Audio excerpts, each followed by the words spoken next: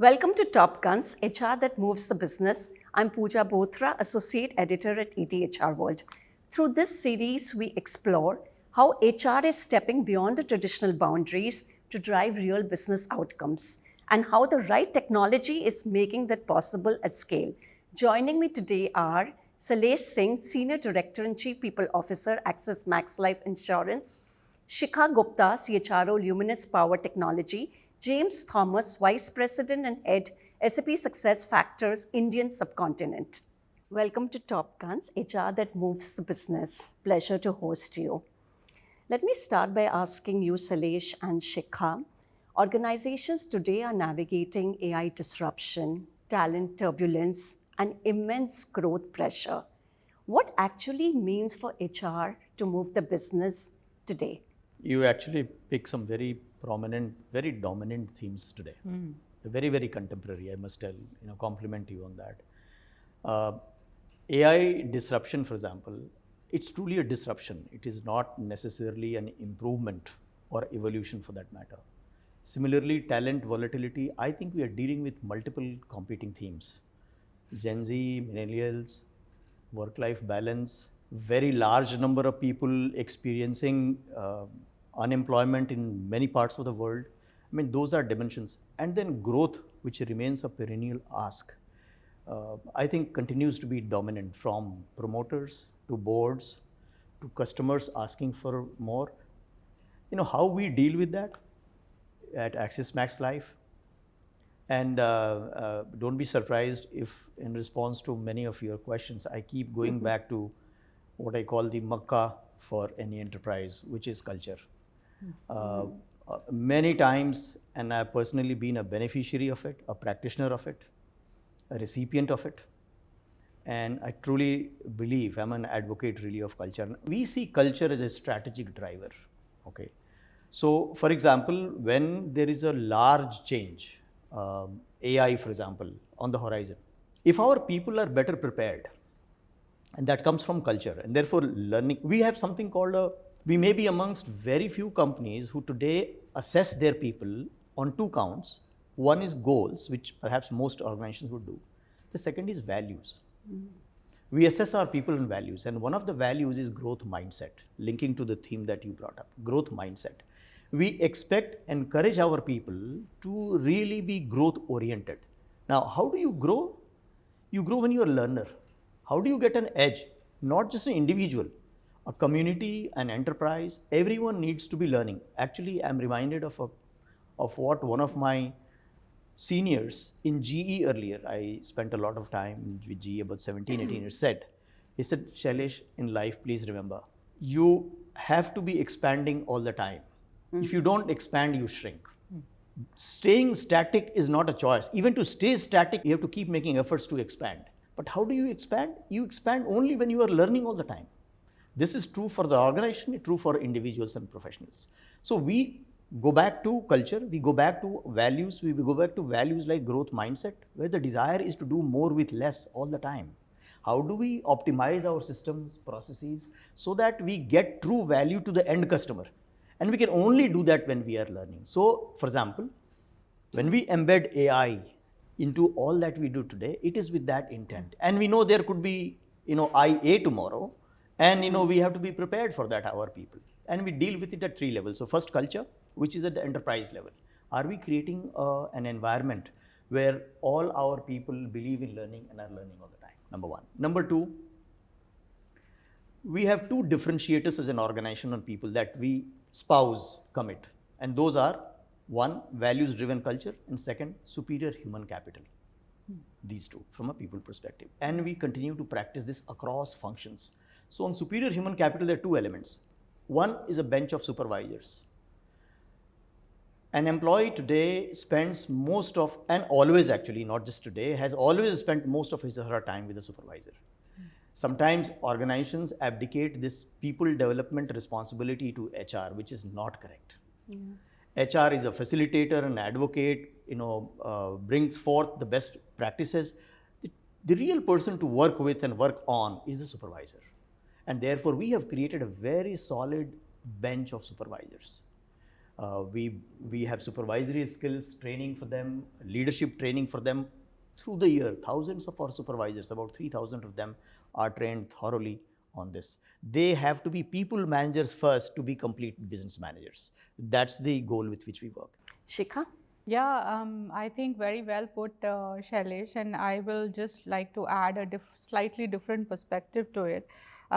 Just to set the stage, Luminous, as we were talking earlier, is very strongly shifting from a energy storage sort of a setup where we were making batteries and inverters, which we still do, by the way, and very proudly so.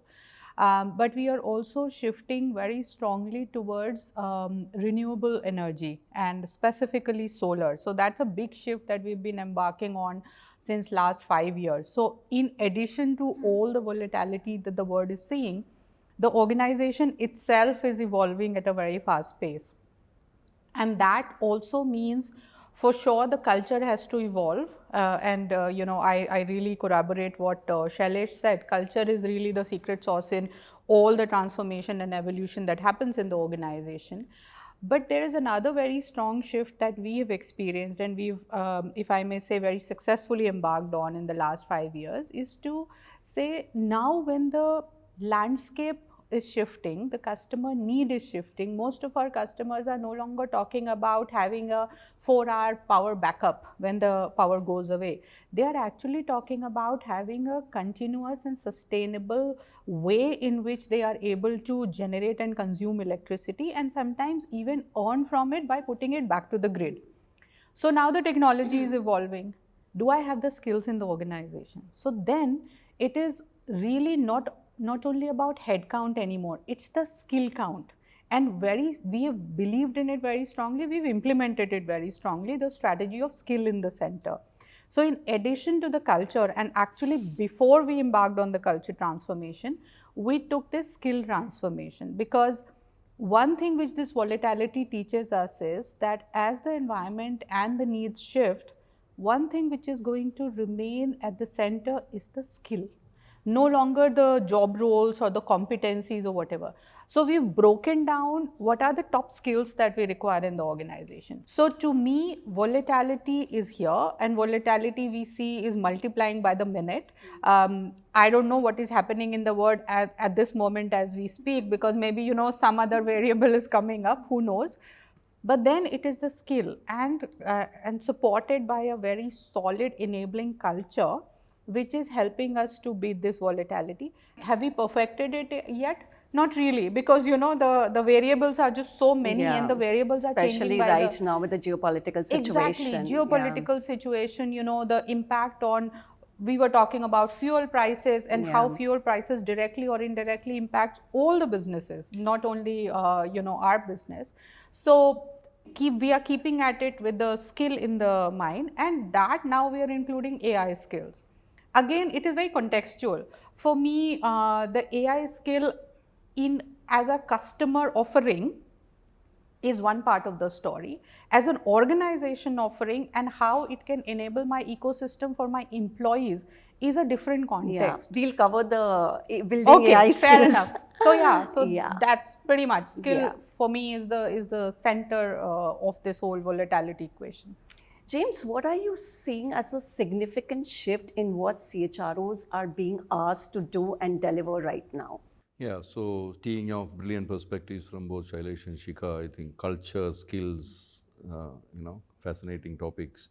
So what from our perspective, in terms of looking at enabling technology, what we are seeing is CHROs and in general overall leadership, right? It's disruptive, it's highly volatile. So how are we able to absorb that complexity is one area which concerns CHROs for sure. So with this kind of a uncertain world, how do technology really absorb the complexity? So a lot of the automation phase and to a large extent some of the optimization areas are getting system driven, which releases time and space to be more strategic, to invest more time in understanding the unknowns or the variables. And then what we also see is CHROs wanting to have more contextual, I think Shikha mentioned that point on context, contextual, data-driven point of views on enabling for better decision making, right? So one is to absorb this on technology. How do we make it friction less, if not friction free, and release more time for that there is no space for leadership to engage. And then how are we enabling them with data-driven contextual insights which enable them to then, in that space and time, to intelligently engage in the strategic aspects of what people mean for business. And I completely agree. I think from a skill or a competency standpoint, the whole pivot is shifting. I'm a firm believer in the classical, the law of true potentiality.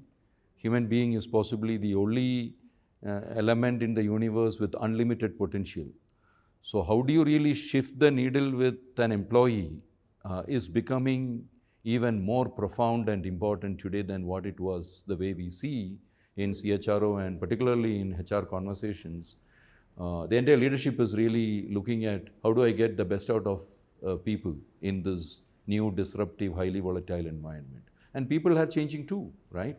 Yeah, talking about CHROs, when you walk into the boardroom, what is that one thing you say that has the CEO and the CFO consider you more of a business function than a support function? This has been a matter of attention for some time now. And in my experience, every time we link whatever we do, function agnostic at the CXO level, if it links to value creation for the end customer, it gets everyone's attention. Now, wearing the CHRO hat, from a people perspective, if we talk about only engagement and leave it there, it is seen as soft stuff a lot of times. The moment we link retention rates, productivity rates, enhancements, skill building, it gets everyone's attention, including the board. Because the whole game for the enterprise is to stay competitive and serve the customer better every day. It could come from, the value creation could come from, for example, I heard James talk, and I'm a big believer of technology and using technology as an enabler of creating value for the end customer. So only investing in technology for technology's sense, I think, serves limited purpose. The moment it begins to optimize and generate value for employees, for leadership, for the end customer, it serves the purpose well. So similarly, culture of quality, if it is linked to how do we do more with less every time, every day, how do we learn and make it better? Those are the themes that actually get board's attention. They get the senior team's attention. They get the analyst, attention. When they see that function agnostic, this organization is sharply focusing on value creation and not just soft stuff. Everything has to ultimately zero in on creating value for the end customer, including, HR. Everything that we do can be very sharp, can be metricized, can be explained using analytics and demonstrated in terms of value creation. I think that's the top item for everyone. Shikha? Yeah. So whenever I am talking to the CEO, for example, I am always talking about the actions or the interventions that we should do on people's side, which is going to address this part of the story. As an example, if I go to them and say, oh, and this is a real example, we said, oh, we need to do some intervention around hot skills, and hot skills are the ones that I talked about earlier. But why should I be doing anything about hot skills? I have acquired those skills and I'm done, Then the point is, one, you have to help people continuously upgrade those hot skills, because the pace of innovation in the ecosystem is very high, and if you do not at least innovate at the same pace, if not faster, you will be out of the race very quickly. So one is, I need to help these people who are coming with hot skills or who are growing those hot skills internally. I have to help them continuously build those skills.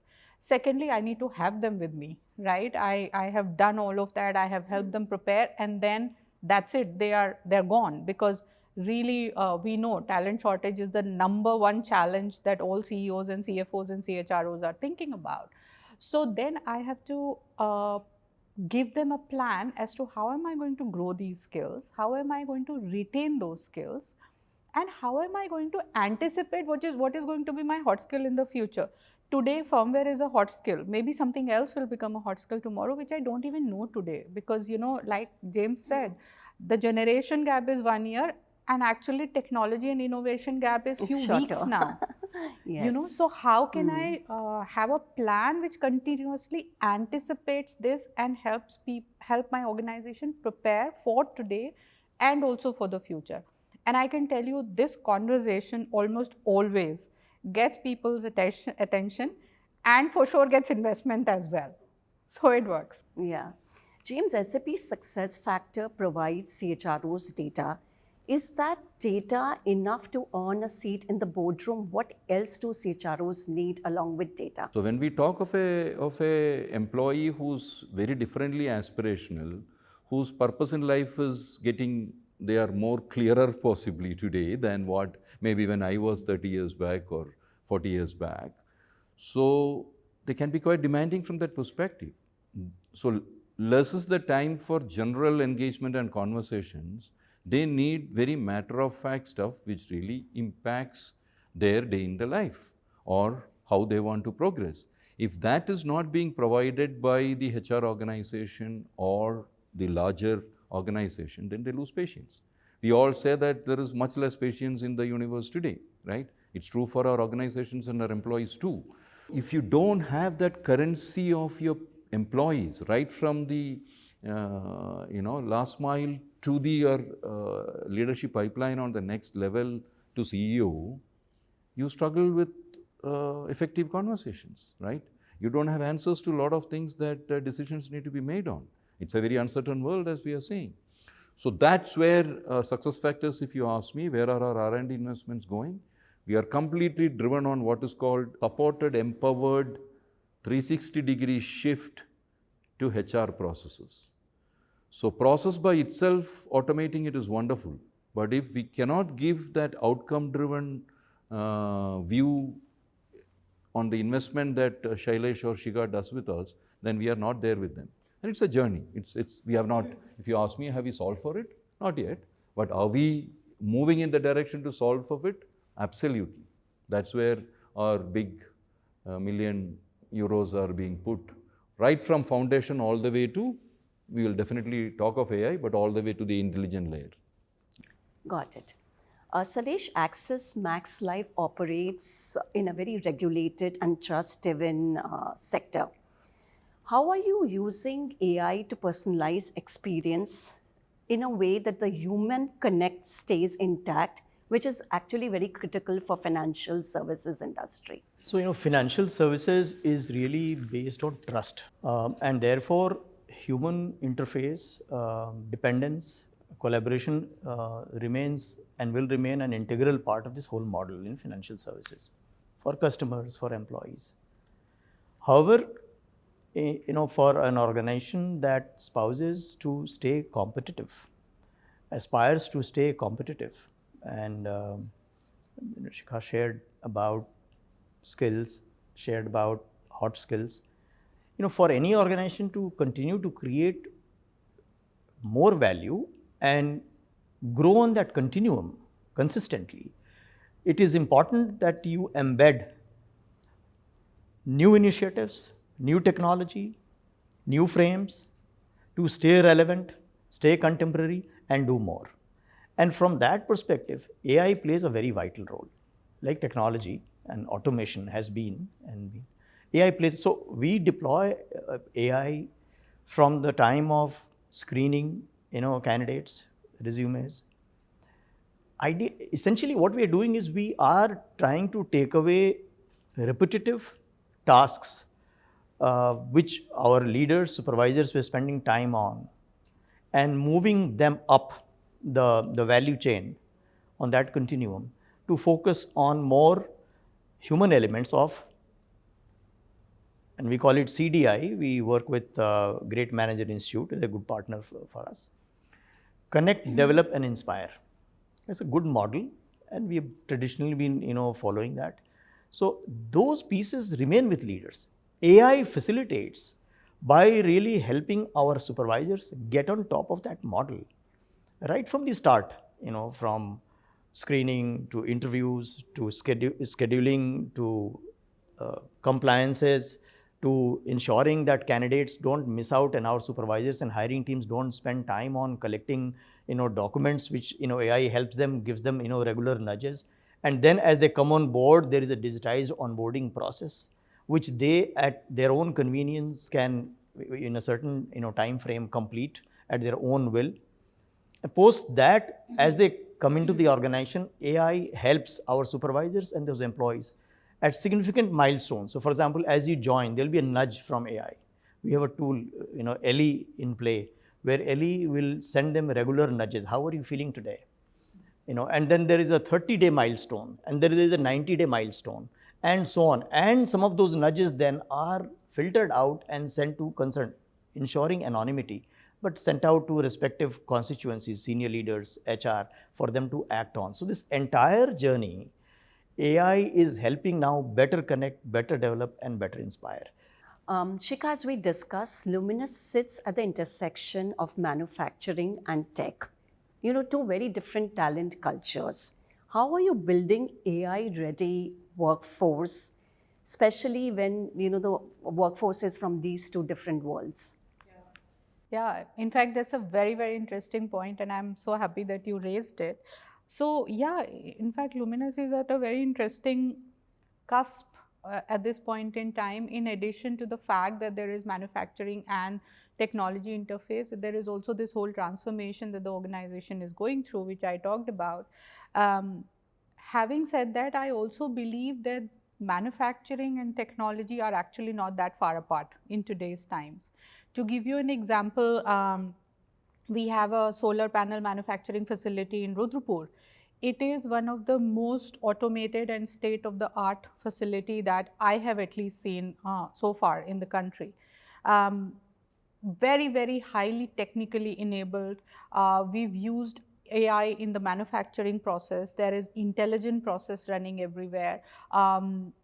Lot of automation done where usually you will not find automation. For example, transferring, let's say, glass panel from one line to another line, embedding the lamination on it, and so on and so forth. So it is actually very technically enabled, and the people who are working there, while they are sort of the manufacturing workers, so to say, but they either have it already or they've been trained to be very IT savvy in that sense, and it's and they work in a very technically advanced environment. But I agree that the sort of cultures and the context are a bit different for sure in both of these parts of the organization. Again, when we deploy a AI mindset or a AI strategy, and I read it somewhere and I've seen it happen, if I take an inefficient process or a legacy process and I apply automation on it, I am just multiplying the inefficiencies or multiplying the sort of the legacy part of the process manifold. So the first step is to relook at the process itself. What we've been doing, and the journey is far from over, what we've been doing is to relook at the processes that we have, people processes, financial processes, manufacturing, all of that. Manufacturing we've really advanced, but others we are still in the journey. Also to look at the work, instead of looking at a job, so to say, break down the job into what are the tasks that are comprising that job. And we've successfully experimented in a small way to say, let's focus on this part of the job, what we call work.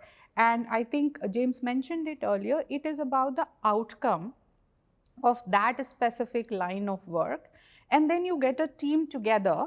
In software terminology, they call it squads, but we call it community. You get a community of people with that specific outcome and you make them work towards that outcome.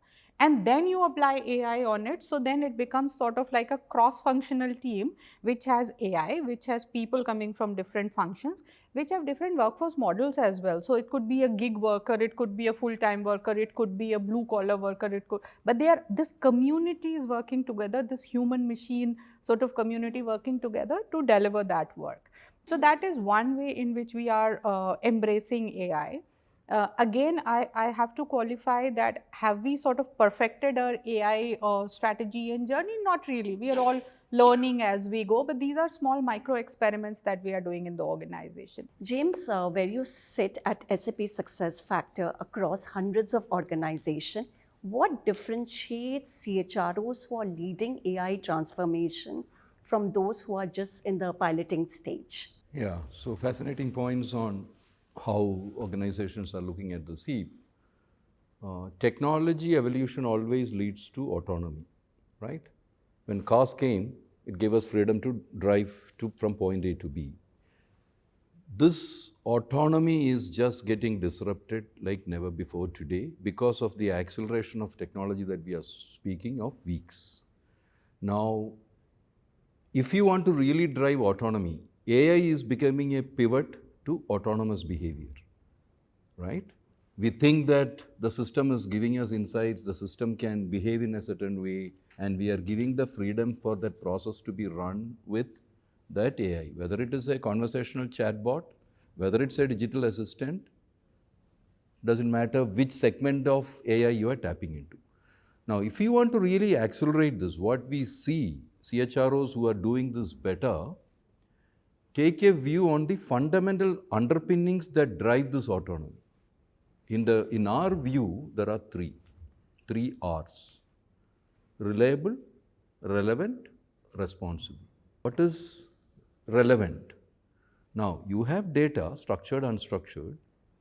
You are creating an autonomous action from it through an AI, doesn't matter which vehicle you are using, conversational, generational, or analytical. You need it to be contextual to your business and what specific process you are doing. Only then it is relevant. Otherwise, the AI engine will throw you something is meaningless for your context.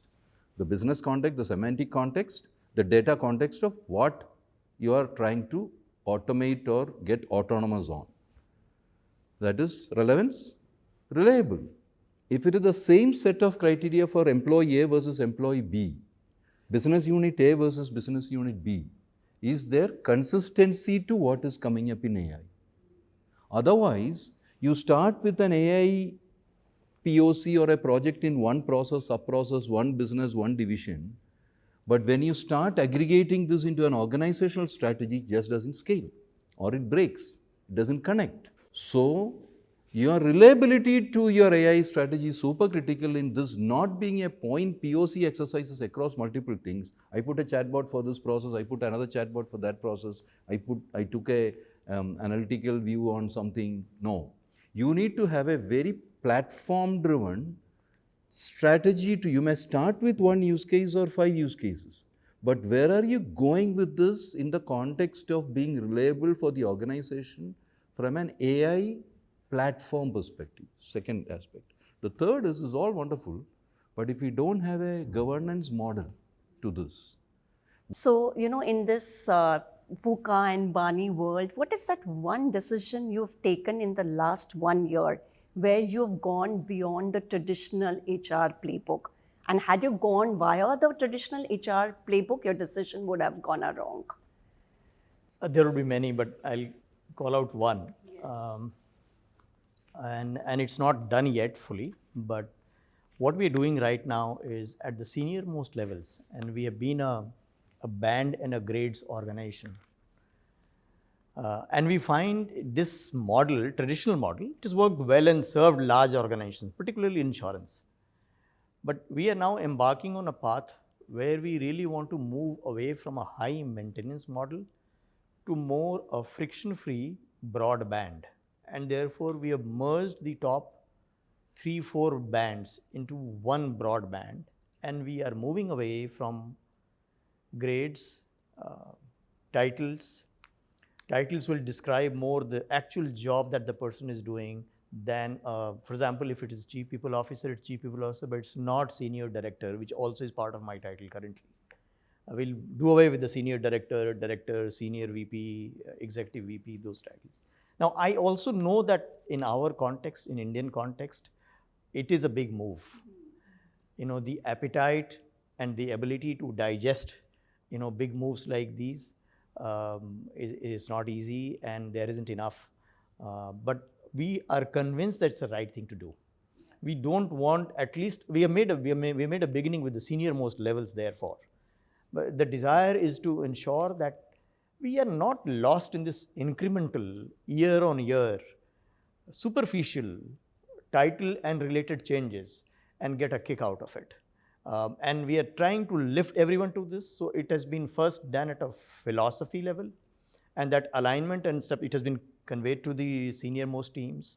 They have taken it well, and we have embarked. This is very different from the traditional model that we have followed for over 2 years. Especially in the financial sector. Absolutely. So, great democratizing technique in the organization. Shikha?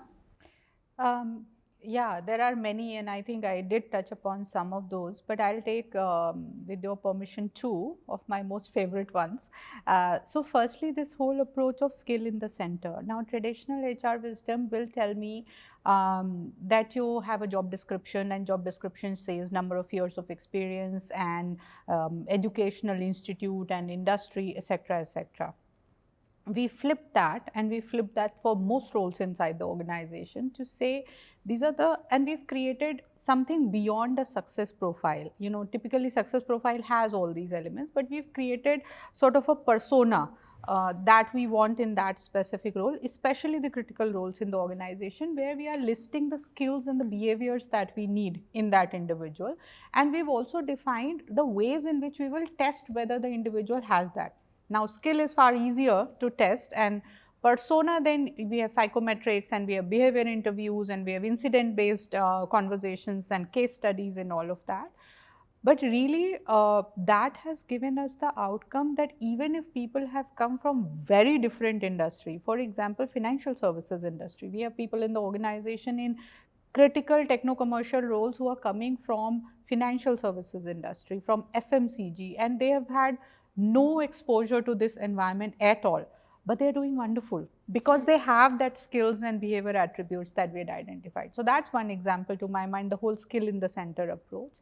The other one is, again, at least my HR education tells me that culture tenets are defined and driven top down. That's what I had learned.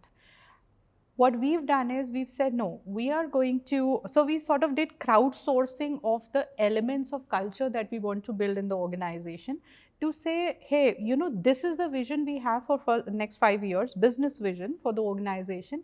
And then we did crowdsourcing from down to the last employee to say, what is the type of culture tenets you believe will help us achieve this? And then we had, for sure, we had so many ideas and inputs and everything come in. We've synthesized that. We used AI to do sentimental analysis and all that, and brought it down to 9 tenets. And then we gave opportunity to our employees to work as communities on one of these 9 tenets, and then they have sort of developed it. So I am seeing that the culture is being developed in the organization, and if you talk to any employee in the organization or even see the LinkedIn posts that some of our employees put, they are all very proud of what they are developing, not what they are being given to demonstrate. Even our values were co-created through this crowdsourcing, which sort of is a shift from the traditional ways, at least that I had experienced in the past. I think some organizations are doing that now. Yeah. James, the gap between transformation and implementation impacts HR tech rollout and adoption. How do you bridge that at SAP SuccessFactors? Yeah, so wonderful question, I think, particularly to all that we discussed. This is one of the biggest challenges that we have, right? On one side, we promise, where is the delivery to promise from consumption perspective? So we are completely repivoting from a, move the market in terms of a lot of these, enterprise grade or cool things to what is getting really consumed, not even adopted. because adoption comes before consumption. So if you are not really harnessing elements of what you think is great, then it makes no sense. So we are breaking that down into smaller chunks. So gone are the days of longer lead time project executions. We are saying we need to increase the velocity of this delivery to promise by pit stops which are shorter and nearer, right? So there is a rapid disruption happening in terms of how are outcomes getting created, which a project velocity or an execution velocity, which is, and you would be surprised to see, it is not by, I remember creating ROI driven business cases where a 10% or a 20% or a 30% was like, people would say, no, 30%, I think you are overballing this. Today, you are talking of this project velocity shifts of factors of 10x and 20x. There are some examples I saw is 100x. I'm like, seriously, right? 100x shift. So this whole game of from the time I am telling Shikha, this is wonderful for you to do, for Shikha to consume that and then get the outcome orientation to that need to shrink. Because obsolescence is driving, technology changes are driving, and for businesses, their own business models are shifting. Like Shikha said, I am today becoming storage and inverter company. Now I am adding renewables to it, and my whole energy strategy, I am an energy company today, right? So they are moving as fast. So that to me is the way we are trying to disrupt that. So it's significant. It's not just a technology shift. It is also, we are equally concerned about what will go into in the bonnet of technology when they really take my platform. This is where the entire investment thought process on another dimension is happening. As much as we make cool things or innovate on the product side, I think this aspect on embracing customer is also undergoing a tremendous transformation. Next, we move to the rapid fire round. Here you just get about 10 seconds to answer the question. Will AI replace HR? I don't think so.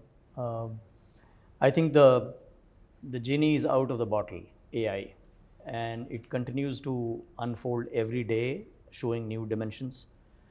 I think that the challenge is going to be to reimagine HR.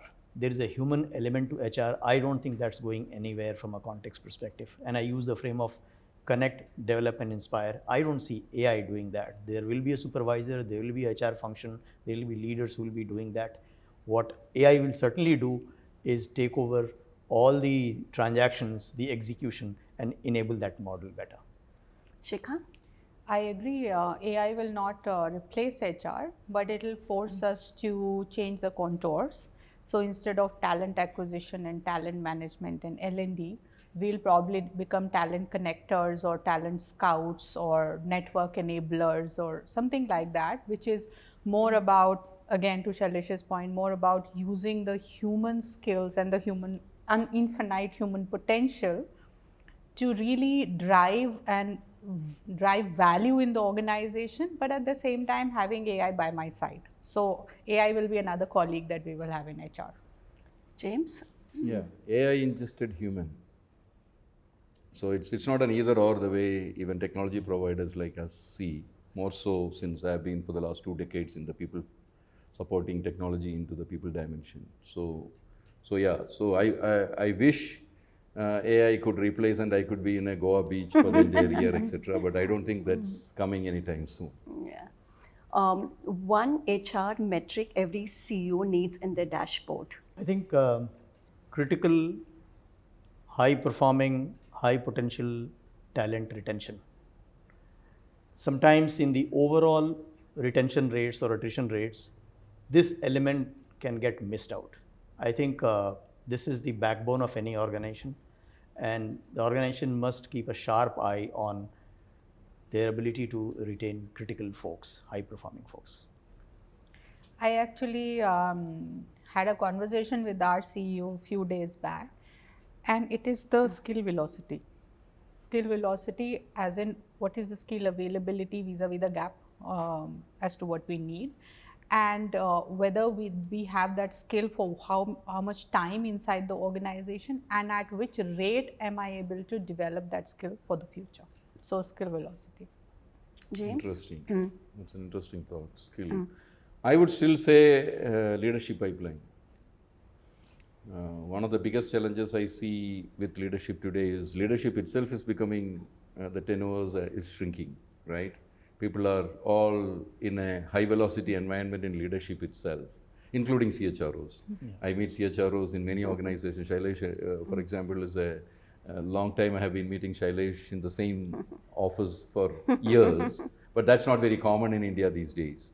So I think for a CEO to have a good handle on the leadership pipeline, and it's not just his immediate reports, it's through the organization where the cultural shifts, where the skill, a lot of those factors get into assessing, I'm sure.